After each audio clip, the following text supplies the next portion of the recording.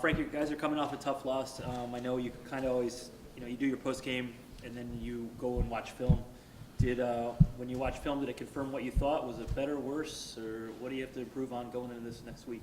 Well, as I said in the post-game press conference, it really, at least from the sideline, appeared to me a huge execution problem, both offense and defense. And we were calling things, I know, particularly defensively, and you're watching them, waiting to see it happen, and we're not running them. So obviously we had some breakdowns there. And again, with the injuries that we had, and then suddenly on Friday making a huge personnel change, and having to make changes. I mean, it shortened the card down. It took away things that we were going to do because of personnel groupings, and hey, making no excuses. You have to adjust to those things as best you can. And there was obviously no practice time.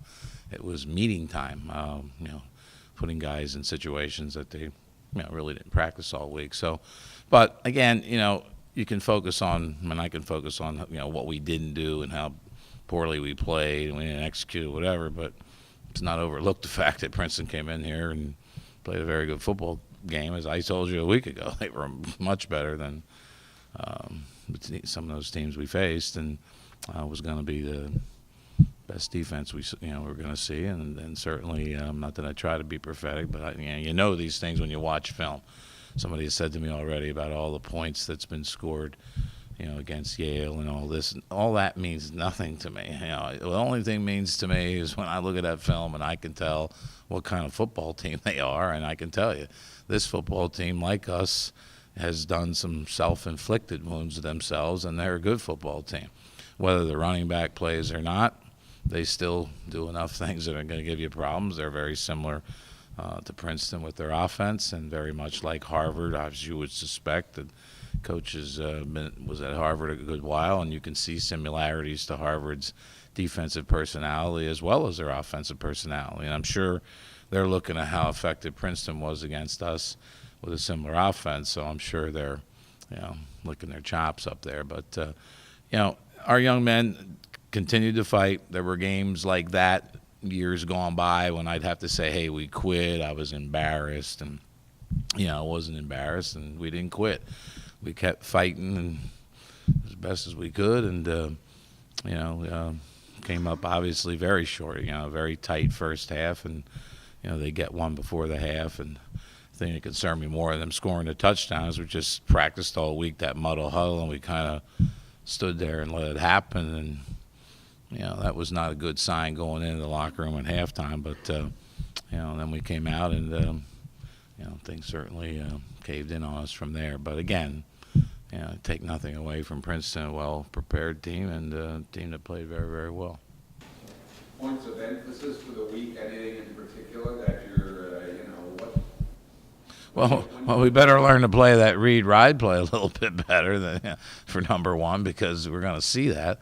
We're continuing to work hard at the run game and be better. And that long run by Sherman was not an aberration. There's about 6 or 8 other clips I can show you in other games where we're just that close, and one guy not finishing a block and falling off, and and again, Pat knows. You watch film, we're not. It's never as bad as you think. I went in there Saturday night again after seeing a recruit and his family on campus, and sat with Coach Clayton, because it helps you sleep better once you understand it's not as bad as what you thought you just saw. It was a great group of kids, and they're battlers, and we're gonna get some things done. Frank, they may be even younger than you. Yeah. Have one senior on the field. Well, they've had a lot of transition there. It's an outstanding school and program and name and all that. And, I think they've got a stability now with the staff, and guys are very familiar with each other, too. We know Rick Flanders worked here. He's a tremendous coach and a deep coordinator there. Guy comes from Harvard. He certainly knows how to get it done in the Ivy League. They got the former head coach at UMass, a very good offensive guy, So, but their seniors have gone through, 3 coaches in 4 years.